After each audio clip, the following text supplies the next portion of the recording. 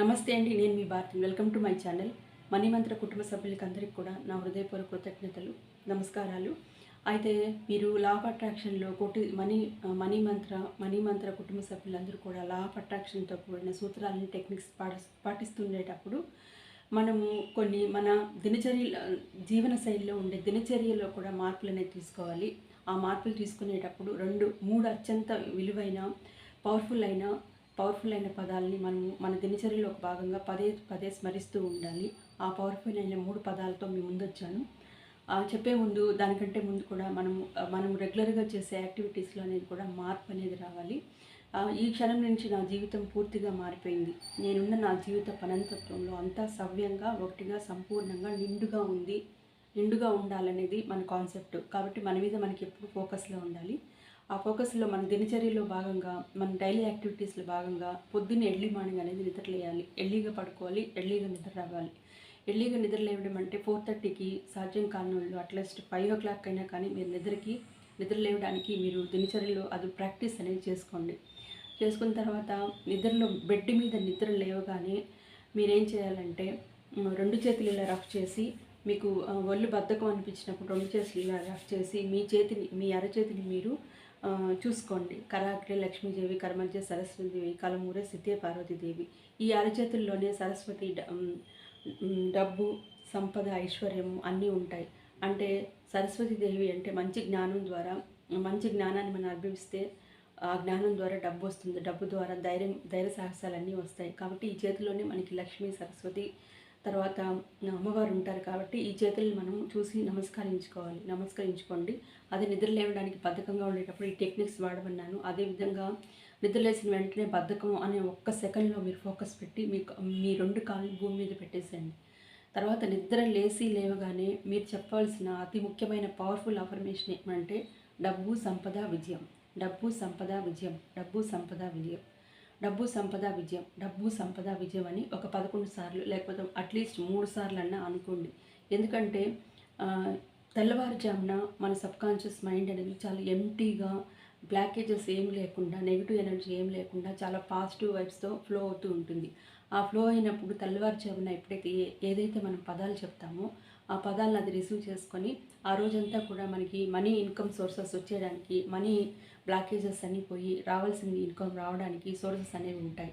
అయితే ఇది ఒక్క రోజులో జరగదు. మనం రెగ్యులర్గా కంటిన్యూస్గా, నేను చెప్పాను కదా 3 months మెడిటేషన్, ఇట్లాంటి సాధనాల్లో కూడా వీటిని కూడా మీరు పెట్టండి. ఈ పదాలని మీరు మీ జీవన చర్యలో ఒక భాగంగా కూడా చేర్చుకోండి.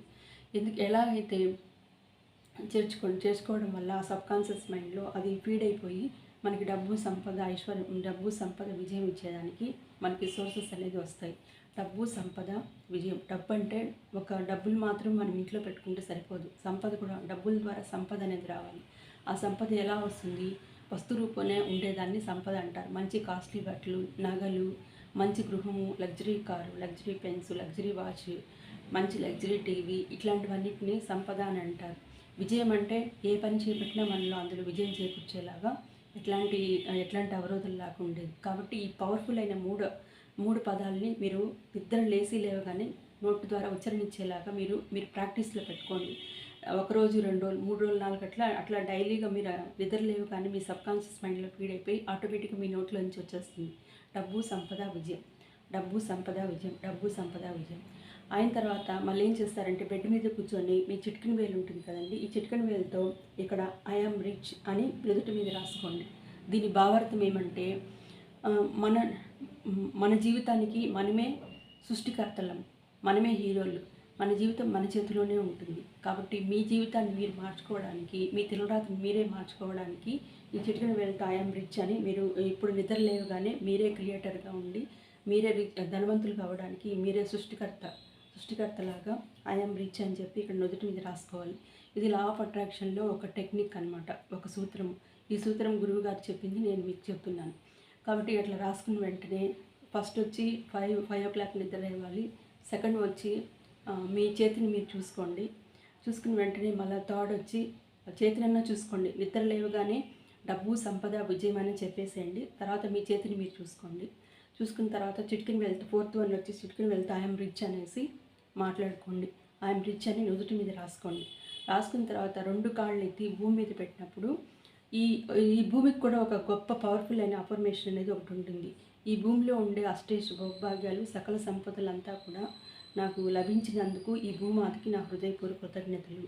ఈ భూమిలో ఉండే సకల సంపదలంతా నాకు లభించినందుకు ఈ భూమాతకి నా హృదయపూర్వక కృతజ్ఞతలు. ఎందుకు అలా చెప్పాలంటే మనకి బంగారం కానీ, వెండి కానీ, లేకపోతే మంచి నీరు, చెట్లు, ఆహార పదార్థాలు, ఇవన్నీ నీరు, గాలి, ఈ పంచభూత తత్వాలన్నీ కూడా మొత్తం ఈ భూమిలో నుంచే ఇమిడి ఉంటుంది. కాబట్టి భూమికి అంత శక్తి ఉంటుంది. ఆ భూమాతని మనం పొద్దున్న లేసి సాయంత్రం వరకు అసలు డివోషనల్ పరంగా చూస్తే మన పెద్దవాళ్ళు భూమాతకి నమస్కరించండి, మనం పొద్దున్న నుంచి సాయంత్రం తొక్కుతూ ఉండేటప్పుడు ఆ భూమాత క్షోభించినప్పుడు అది మనకు అంత శుభం కాదు, కాబట్టి నమస్కారం చేసుకోండి, క్షమాపణ అని ఒక అర్థంతో చెప్పారు. దాని అర్థం అది డివోషనల్ పరంగా వాళ్ళు చెప్పేది. కానీ లా ఆఫ్ అట్రాక్షన్లో మనకి మనీ మంత్ర దాంట్లో ఒక డివోషనల్గా ఒక సైంటిఫిక్గా చెప్పేది ఏమంటే, ఇది మన ఈ అష్టేష్ట భోగ్భాగాలు సకల సంపదలన్నీ కూడా ఈ భూమిలోనే ఉంటాయి. సమస్త గనులన్నీ కూడా వాటిని తీసినట్టువే. కాబట్టి ఈ భూమి మీద మనం ఇల్లు కట్టుకొని ప్లాట్ నిర్మించుకోవాలన్నా భూమి అనేది ఆధారంగా ఉండాలి. చెట్లు అనేవి భూమి నుంచే వస్తాయి. బంగారం, వెండి అనేది దాంట్లోనే వస్తుంది. చెట్లు, గాలి వస్తుంది. నీరు అంతా కూడా ఈ భూమి మీదే ఉంటుంది. ఎక్కువ సోర్సెస్ అనేవి దాంట్లో వస్తాయి. కాబట్టి ఈ భూమిలో ఉండే సమస్త భూమాతకు నమస్కరిస్తూ ఈ భూమిలో ఉండే అష్టేష్ భోగ్భాగాలు సకల సంపదలు నాకు లభించినందుకు ఈ భూమాతకి నా నమస్కారాలు అని ఒక పాజిటివ్ అఫర్మేషన్ అనేది ఇవ్వాలి. నెక్స్ట్ మీరు ఇది అయిన తర్వాత మీ ముఖాన్ని మీరు అద్దంలో చూసుకోండి. ఎవరి ముఖం చూడొద్దండి. అదర్వైజ్ మీ చేతులు లేకపోతే అద్దంలో మీ ముఖం మీరు చూసుకోండి. ఎందుకంటే మిమ్మల్ని మించిన అదృష్టవంతులు ఈ ప్రపంచం లేదు, మిమ్మల్ని మించిన కోటీశ్వరులు ఈ ప్రపంచం లేదు. కాబట్టి మనం సెల్ఫ్ లవ్తో, సెల్ఫ్ కాన్ఫిడెన్స్తో మనము మన అంతరాత్మని మనం గొప్పగా పొగుడుతూ గొప్పగా మనల్ని డెవలప్ చేసుకోవడానికి, మన మీద మనకి కాన్ఫిడెన్స్, బిలీవ్నెస్ పెంచుకోవడానికి ఎవరి ముఖం చూడాలి. ఈవెన్ భగవంతుడు కూడా ఎక్కడ ఉన్నాడంటే మన అంతరాత్మలోనే ఉన్నాడు. కాబట్టి ఆ ఫోటోలు మనం ఒక ఏకాగ్రత కోసము మన శిలా విగ్రహాలు అనేవి రూపించి మంత్ర ఉచ్చారణ అనేవి చేశారు. అంతకుముందంతా కూడా మన భగవద్గీతలో కూడా చెప్పాడు, భగవంతుడు ఎక్కడో లేదు, నీ హృదయంలో ఉంటుంది. ఆత్మను క్షోభించకూడదు, ఆత్మలో భగవంతుడు ఉంటాడు, ఈ శరీరాన్ని ఆత్మను క్షోభించకూడదు అని చెప్పడం దాని అర్థం ఏమంటే, మనము చనిపోయిన తర్వాత మనకి ఒక సినిమాలో వాటిలో చూపిస్తుంది, ఒక జ్యోతి అనేది అక్కడ ఒక అంతర్లీనమై వెళ్ళిపోతూ ఉంటుంది. ఆ జ్యోతి అనేది పరమాత్ముడు అనమాట. ఆ పరమాత్ముడు అనేది ఎక్కడ ఉంటారంటే మన అంతర్గతంలోనే ఉంటాడు. కాబట్టి ఈ దేవుడి విగ్రహాలు అవన్నీ కూడా పాజిటివ్ వైబ్సే. కానీ పెద్దలు వాళ్ళంతా మనకి ఏకాగ్రత కొడవడానికి పదే మనమే ఒక రూపధారణ ఇచ్చి దాన్ని విగ్రహాల రూపంలో ఏకాగ్రత కోసం ఇచ్చారు. అందుకంటే ముందు కూడా ఇక్కడ మన అంతర్గతంగా మనం భగవంతుని ఎత్తుక్కునే ఒక మార్గంలో మీ ముఖాన్ని మీరు అద్దంలో చూసుకోండి. అలా చూసుకోవడం వల్ల, ఈ అద్దంలో చూసుకోవడం వల్ల మీ రోజుకి మీ ముఖము చాలా అందంగా తయారవుతుంది. మీ మీద మీకు కాన్ఫిడెన్స్ వస్తుంది. కాబట్టి రెగ్యులర్గా డైలీ అట్లీస్ట్ 1 or 2 minutes మీ ముఖాన్ని మీరు చూసుకోండి.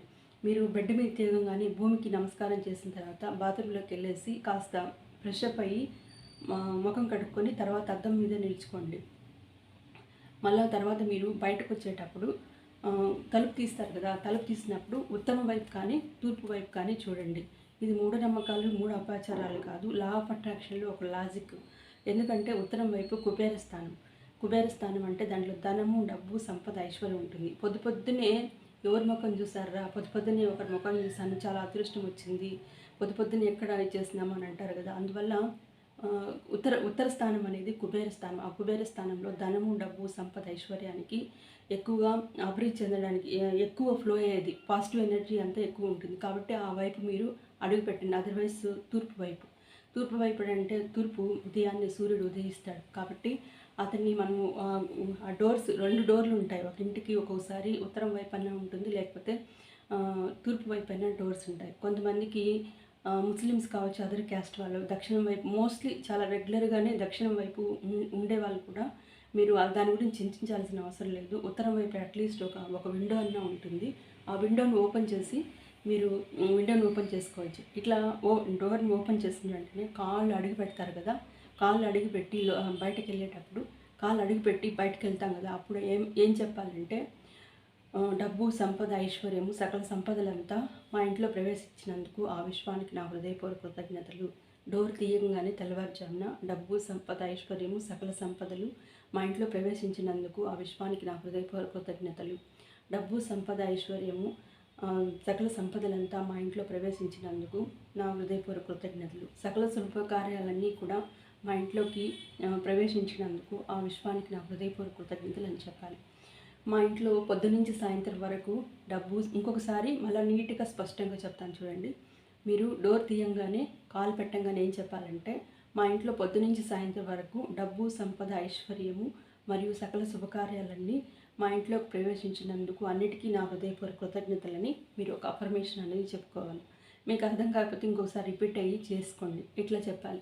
ఇట్లా యాటిట్యూడ్ అనేది మనము డెవలప్ చేసుకోవాలి.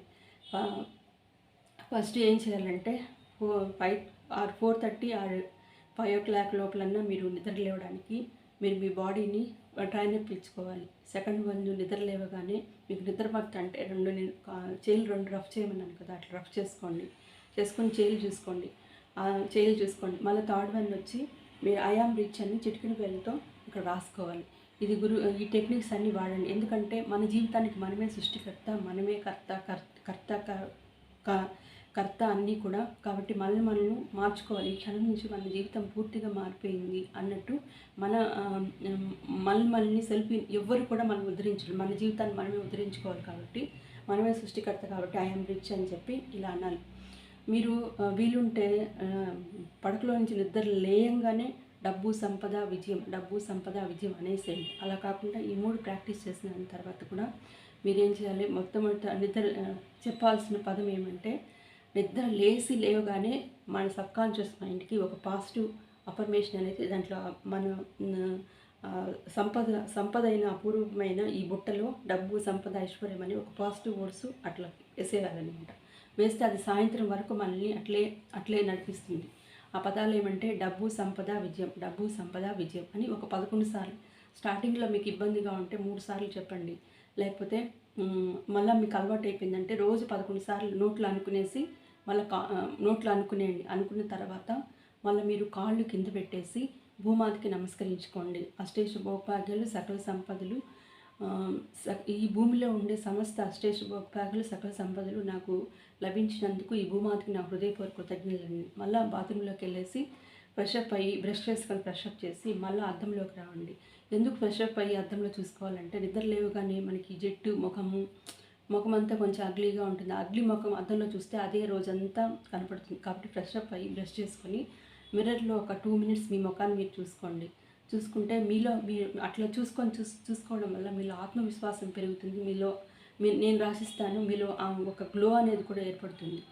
అది తర్వాత నెక్స్ట్ గడప దగ్గర ఉత్తరం వైపు తూర్పు పైకి వెళ్ళి గడప దగ్గర మీరు పొద్దునుంచి సాయంత్రం వరకు మా ఇంట్లో అష్టైష భోగభాగ్యాలు, సకల సంపదలు, సకల శుభాలన్నీ కూడా మా ఇంట్లో ప్రవేశించినందుకు ఆ విశ్వానికి నా హృదయపూర్వక కృతజ్ఞతలు అని ఒక నమస్కారం చేసుకోండి. సారీ అండి, నేను 2 సార్లు రిపీట్ చేసినాను అనేదా మీరు బోరింగ్ అని అనుకోవద్దండి. ఇంకా నెక్స్ట్ టైం చెప్పేటప్పుడు ఒక్కసారి నేను క్లారిటీతో మీకు అర్థమయ్యేలాగా చెప్పేస్తాను. ఈ విధంగా మీరు ఏదైనా కానీ ఒక గోమాతను చూసినప్పుడు, గోమాత ఇక్కడ లా ఆఫ్ అట్రాక్షన్లో డివోషనల్ తావు లేదని అంటారు. మళ్ళీ ఇలా చెప్తున్నారంటే గోమాతకు కూడా ఒక రీజన్ ఉంటుంది. అదేమంటే సకల దేవతలు, తర్వాత అశ్విని దేవతలు, అన్ని ఆరోగ్యకరమైన సంపదలంతా కూడా గోమాత కడుపులో ఉంటాయి. కాబట్టి ఆ గోమాతను చూసినప్పుడు మనకు ఆ పాజిటివ్ ఎనర్జీ అనేది వస్తుంది. ఫర్ ఎగ్జాంపుల్ పాలే తీసుకోండి. ఆ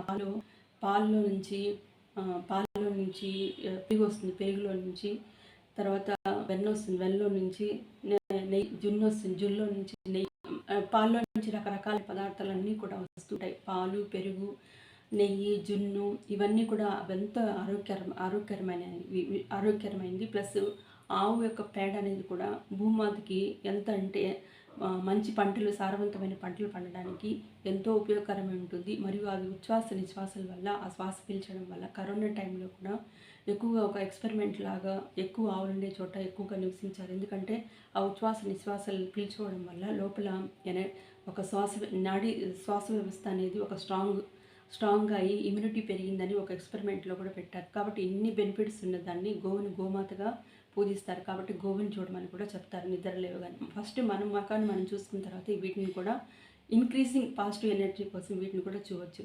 తులసి చెట్టుని కూడా తీసుకోవచ్చు. తులసి చెట్టులో ఎన్ని ఔషధ గుణాలు ఉంటాయి, ఎంతో పాజిటివ్ ఎనర్జీ ఉంటుంది.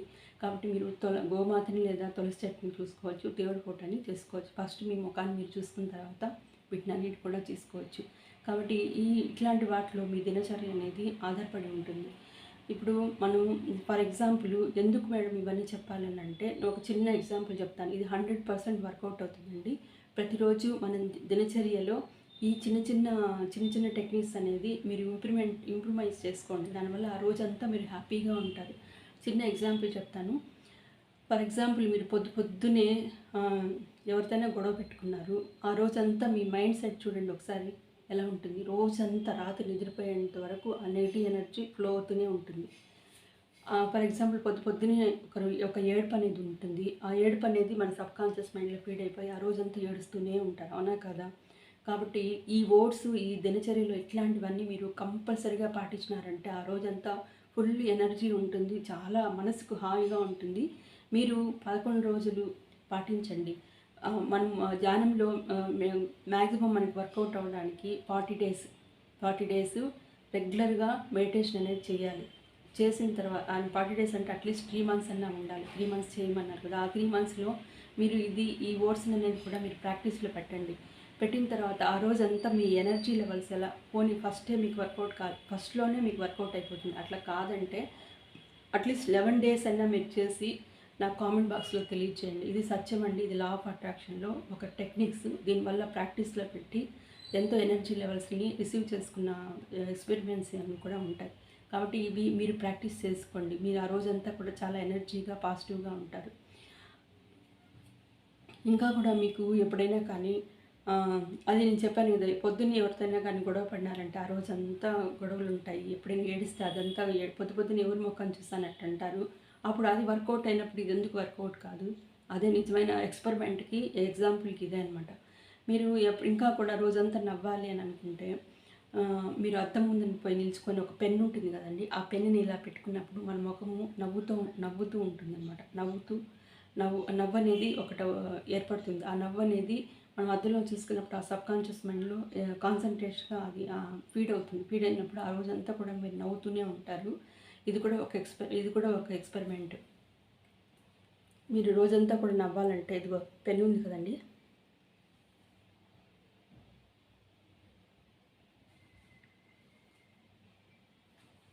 ఇలా అద్దం మీద ముద్ద పెట్టుకున్నప్పుడు ఆ స్మైలింగ్ అనేది మనకు కనపడుతుంది కదా. అట్లా లేకపోతే మీరు డైరెక్ట్గా కూడా అట్లా స్మైల్ చేసేయండి, లేకపోతే ఇట్లన్నా పెట్టుకోండి. నవ్వు అనేది వచ్చింది కదండి, అట్లా మీరు అద్దం ముందర స్మైల్ కోసం ఇట్లాంటి టెక్నిక్స్ కూడా వాడచ్చు అనమాట. ఎందుకంటే రోజంతా కూడా మనము పాజిటివ్నెస్తో తర్వాత హ్యాపీగా ఉండడానికి ఇలాంటి టెక్నిక్స్ని నిరంతరము చేస్తూ ఉండండి. పొద్దున్నే ఎవరైనా కానీ తప్పు మాటలు బూతు మాటలు మాట్లాడినప్పుడు చిచ్చి ఏంటి ఆ రోజంతా కూడా మనకి చాలా అలజడిగా ఉంటుంది. ఏంది పొద్దున్నే చెడ్డ మాటలు, పొద్దున్నే తెల్లారుజామున ఏమి అనేసి చెప్తూ ఉంటారు కదా పెద్దోళ్ళు.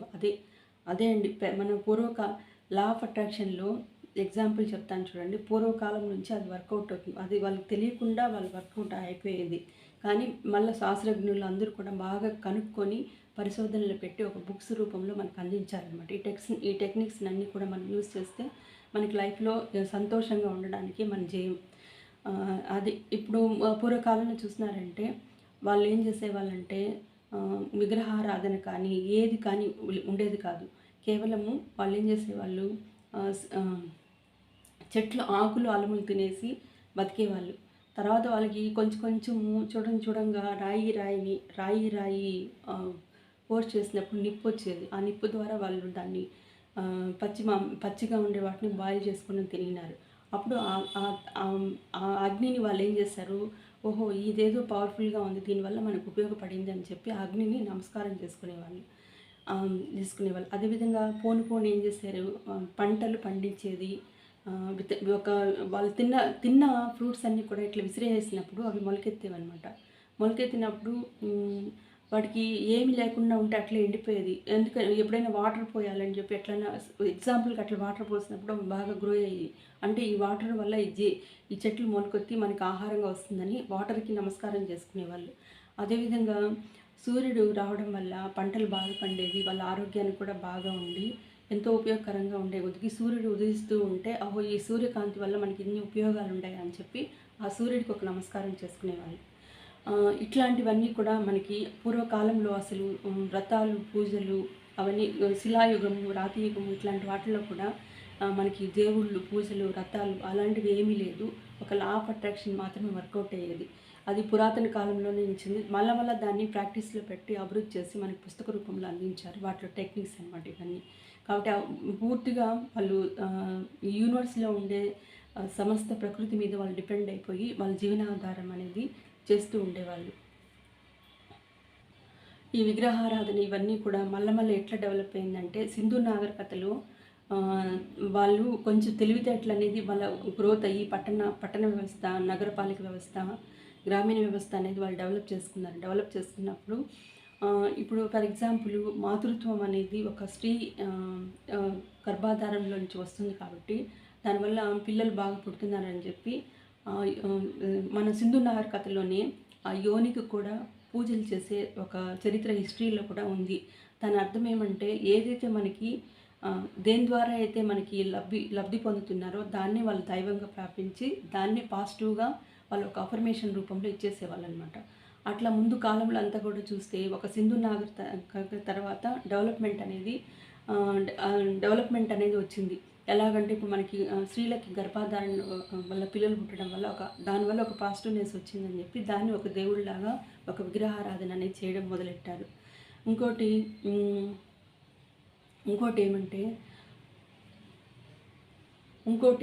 చిన్న ఎగ్జాంపుల్ చెప్తాను చూడండి. సింధు నాగరికతలోని భూములు పంటలు పండించేటప్పుడు పాములు, అదే వానపాములు, తర్వాత పాములు అవన్నీ ఉంటాయి కదా, వాటి వల్ల సారవంతమైన భూమి వచ్చేది. ఆ భూమి వల్ల వాళ్ళు ఏం చేశారు, దీనివల్ల మనకి ఒక పాజిటివ్నెస్ వచ్చింది, దీనివల్ల మనం లబ్ధి పొందుతున్నామని నాగదేవతల్ని విగ్రహంగా చేసి పూజించడం మొదలుపెట్టారనమాట. ముందంతా కూడా మనకి శిలాయుగం, రాతియుగంలో అంతా కూడా ఏమంటే ఒక చెట్టుని, పుట్టని, తర్వాత సూర్యుడిని, అగ్నిని, గాలిని, నీళ్ళని మాత్రమే వాళ్ళు నమస్కారం చేసుకునేవాళ్ళు. అంటే వాళ్ళకి ఫుల్లీ కాన్ఫిడెన్స్, వాళ్ళకి అప్పుడు చాలా అమాయకంగా వాళ్ళకి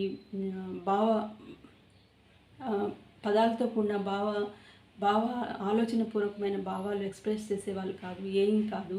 చాలా పురాతనమైన కాళ్ళు, వాళ్ళకి బట్టలు వేసుకోవాలని ఏం కానీ తెలియదు. కాకపోతే వాళ్ళు ఒక పూర్తి సరౌండ్ అయిపోయారనమాట. అంటే జరుగుతుంది అని ఒక ఫుల్ కాన్ఫిడెన్స్తో భగవంతుడిని ప్రార్థన చేసేవాళ్ళు అనమాట.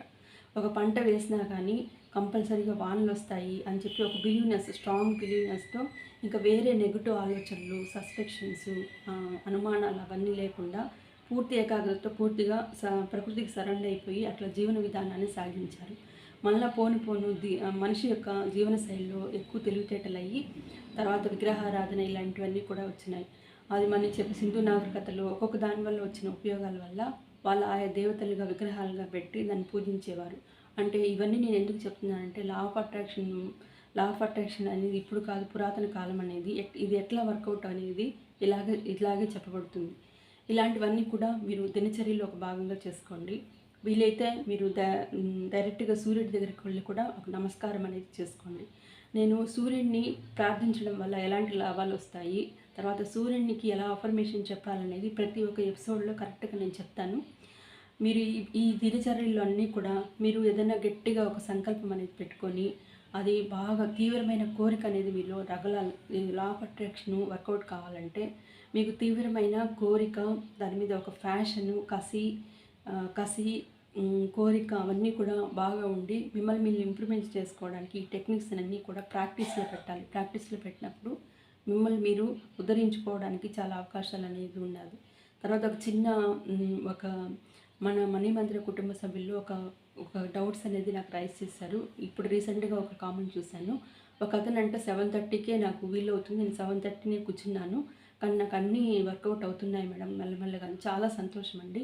దాని భావార్థం ఏమంటే పొద్దున్న లేసి మనకి ఎన్నో పనులు ఉంటాయి, ఎన్నో అవరోధాలు ఉంటాయి. అదే 10:30కి అయితే ఏకాగ్రతగా ఉంటుంది. అదేవిధంగా యూనివర్స్లో పవర్ అనేది ఫ్లో అనేది కూడా ఆ టైమింగే. కాబట్టి ఆ టైమింగ్లో కూర్చోమన్నారు. అట్లా కాకుండా మనకు అన్నీ అనుకూలంగా ఉండి మన మనసు, మన శరీరం ఏకాగ్రతలో ఉండి పాజిటివ్నెస్గా ఉండి అంటే అక్కడ నెగెటివ్ అంటే నేను 10:30కి చేస్తేనే వర్కౌట్ అవుతుంది, 10,000 మధ్య వర్కౌట్ అవుతుందా అని ఒక నెగెటివ్ ఫ్లో అనేది లేకుండా ఎక్కడ కూర్చున్నా కానీ ఇది జరుగుతుందని ఒక విశ్వాసంతో అతను ఆ అబ్బాయి అక్కడ కూర్చొని మెడిటేషన్ చేయడం వల్ల అతనికి సక్సెస్ అనేది వచ్చింది. దీని భావార్థం ఏమంటే ఎప్పుడు కూడా నెగెటివ్ అనేది ఫ్లో చేయకూడదు. కానీ కన్వీనియంట్ టైం అది అన్నప్పుడు అతనికి వీలుండే టైంలో కరెక్ట్గా కూర్చొని చేశాడు. అతనికి మంచి జరుగుతుందనే ఒక పట్టుదలతో క్రమశిక్షణతో కన్సిస్టెన్సీగా చేయడం వల్ల అది వర్కౌట్ అయింది. ఇట్లా మళ్ళీ ఇంకొకరు డౌట్ అడిగారు, మేడం మీరు మెడిటేషన్ చేసేటప్పుడు శ్వాస మీద ధ్యాస ఉంచమని అన్నారు, మౌనంగా ఉండాలా, అఫర్మేషన్ చెప్పుకుంటా ఉండాలా అని అన్నారు. దాని భావార్థం ఏమంటే మీరు మెడిటేషన్ చేసేటప్పుడు ఫస్ట్ శ్వాస మీదే ధ్యాస ఉంచాలి. ఎందుకంటే అది కాన్సన్ట్రేషన్ కోసం నేను చెప్పింది. ఈ మనీ మంత్రాల్లో మనకి అనంతకృష్ణ గురువు గారు ఏది కూడా టఫ్గా ఏది చెప్పలేదు, అన్నీ సులభతరంగా ఈజీగా జరగడానికి మాత్రమే చెప్పారు. సూక్ష్మంలో మోక్షంగా ఈజీగా మనకి ఆ జ్ఞానాన్ని అందించారు. అంటే ఆ 20 నిమిషాలు 2 చేతులు ఇలా పెట్టుకొని మనం కళ్ళు మూసుకొని ఏకాగ్రత కోసం శ్వాస మీద ధ్యాస ఉంచమని చెప్పాను. అట్లా ఒక 5 మినిట్స్ 10 మినిట్స్ అయిన తర్వాత మీకే అది శ్వాస మీద ధ్యాస కాకుండా మనము దాన్ని ఏమంటే లీనమైపోతాం, మెడిటేషన్లో లీనమైపోతుంది. 100% వర్కౌట్ అవుతుంది. అట్లా ఒక బిగినర్స్కి కాన్సన్ట్రేషన్ కోసం శ్వాస మీద ధ్యాస ఉంచాలని చెప్పినారు. అట్లా పోను ఏకాగ్రత కుదిరిపోయి శ్వాస మీద ధ్యాస లేకుండా మనలో మనము ఒక మెడిటేషన్లో ఒక అద్భుతమైన లోకంలో విహరించేలాగా అయిపోతుంది. ఇంకా ఈ 3 మంత్స్ కరెక్ట్గా ఫోకస్ పెట్టి చేస్తూ ఉండేటప్పుడు మనకి ఇక్కడ ఏమంటే షట్చక్రాలన్నీ ఓపెన్ అయ్యి ఇక్కడ భృగునాడి వద్ద చెప్పారు కదా, ప్రెజర్కి ఓపెన్ అయిపోయి యూనివర్స్తో కనెక్ట్ అయ్యే ఛాన్సెస్ ఉంటాయి. ఇవన్నీ ఈ యూనివర్స్తో కనెక్ట్ అవ్వాలంటే ఇవన్నీ కూడా నెగిటివిటీని, బ్లాకేజెస్ని అన్నీ కూడా మనం రిమూవ్ చేస్తూ మన జీవన శైలిలో విధానంలో ఒక పాజిటివ్నెస్తో కూడిన వాటిని మనం ఇంప్రూవైజ్ చేసుకోవాలి. ఇదండి నేను ఇదని ఒక అతను అడిగాడు, దానికి డౌట్కి నేను సందేహాలు చెప్పినాను. ఇలాంటివన్నీ కూడా ఉంటాయి. అఫర్మేషన్ అనేవి మెడిటేషన్లో చెప్పకూడదు. మౌనంగా ఉండి మెడిటేషన్ మీద ధ్యాస ఉంచి ఆ మ్యూజిక్ అనేది వింటూ ఉండాలి అంతే. మీరు ఇంకేం చేయకూడదు. మెడిటేషన్ చేసేటప్పుడు మీరు మనసులో చెప్పుకుంటూ ఉండకూడదు, అట్లా చేయకూడదు. జస్ట్ కళ్ళు మూసుకొని ఏకాగ్రతతో మీరు ధ్యానం చేయండి. 20 నిమిషాలు శ్రద్ధగా కూర్చొని అది వింటూ దానిలో లీనమైపోతూ ఉండండి. చిన్న ఎగ్జాంపుల్ చెప్తాను చూడండి. మీరు ఒక చిన్న సాంగ్స్ ఏదైనా పెట్టుకున్నారనుకోండి, కళ్ళు మూసుకొని ఎలా వింటారు?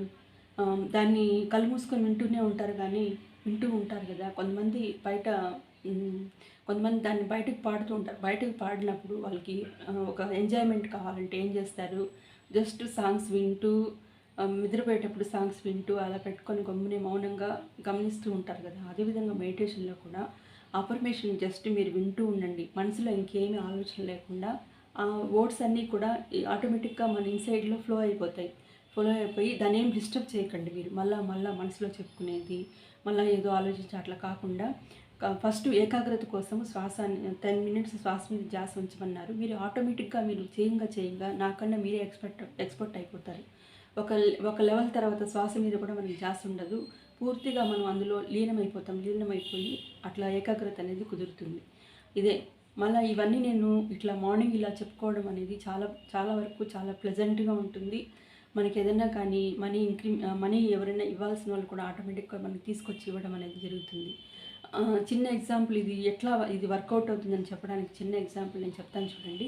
మీరు పొద్దున్నే ఒక మంచి ఒక రొమాంటిక్ అయిన హిట్ సాంగ్ ఏదైనా విన్నారనుకోండి, ఒక 2-3 సార్లు విన్నారనుకోండి, ఆ రోజంతా మీకు అదే గుర్తొస్తూ ఉంటుంది.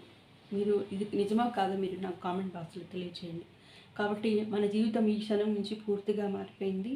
నేనున్న నా జీవిత పనంతత్వంలో అంతా సవ్యంగా ఒకటిగా సంపూర్ణంగా నిండుగా ఉంది. ఈ క్షణం నుంచి నా జీవితము పూర్తిగా మారిపోయింది. డబ్బు, సంపద, ఐశ్వర్యంతో గొప్పగా ఉన్నతంగా ఉన్నందుకు ఆ విశ్వానికి నా హృదయపూర్వక కృతజ్ఞతలు. కాబట్టి మన జీవితాన్ని మనం మార్చుకోవడానికి ఈ క్షణం నుంచి మనం ఈ ప్రయత్నాలన్నీ చేయాలన్నమాట. నెక్స్ట్ వీడియోలో నేను అఫర్మేషన్స్ ఎలా రాయాలి, అసలు అఫర్మేషన్ అంటే ఏంటి, చెప్పడం వల్ల ఎలా వర్కౌట్ అవుతుంది అనేదాన్ని నేను ఎగ్జాంపుల్తో సహా నేను చెప్తాను. నేను చెప్పే ఈ క్లాస్ అనేది నేను గొప్ప మేధావని, గొప్ప గురువుని అవన్నీ నేను చెప్పడం లేదు. కాకపోతే నేను చెప్పేది ఏమంటే నేను చెప్పే బేసిక్ నాలెడ్జ్ అనేది మీరు ఇంప్రూవ్మెంట్ చేసుకున్నారంటే సక్సెస్ అనేవి చిన్న చిన్న సక్సెస్ అనేవి, లేకపోతే కొంతమంది ఈ చిన్న చిన్న బేసిక్ మీద గొప్ప సక్సెస్ అయిన వాళ్ళు కూడా ఉంటారు. ఇవి వచ్చిన తర్వాత మీ మీ లైఫ్లో ఖచ్చితంగా మార్పు అనేది వస్తుంది. ఆ మార్పు ద్వారా మళ్ళీ మీరు ఇంకొంచెం మీ జీవితాన్ని ఇంప్లిమెంట్ చేసి ఇంకొంచెం ప్రాఫిట్లో పోవాలంటే దానికి ఒక మంచి మెంటర్స్ అనే వాళ్ళు ఉంటారు. దాంట్లో మీరు పూర్తి బాడీ ఇంటర్నల్గా అవుట్నల్గా బాడీ ట్రాన్స్పోర్టేషన్ చేసే ఎక్స్పర్ట్స్ కొంతమంది ఉంటారు. వాళ్ళ ద్వారా కూడా మీరు క్లాసెస్కి వెళ్ళి మీరు ప్రాక్టీస్లో పెట్టుకోవచ్చు. ఓకే అండి, ఇంతటితో ఈ వీడియో నేను ముగిస్తున్నాను. నెక్స్ట్ ఎపిసోడ్లో అఫర్మేషన్ అంటే ఏమిటి, చదవడం రాయడం వల్ల అది ఎంతవరకు ఉపయోగపడుతుందని నేను ఎగ్జాంపుల్తో రూపంలో మీకు తెలియజేస్తాను. Thank you so much.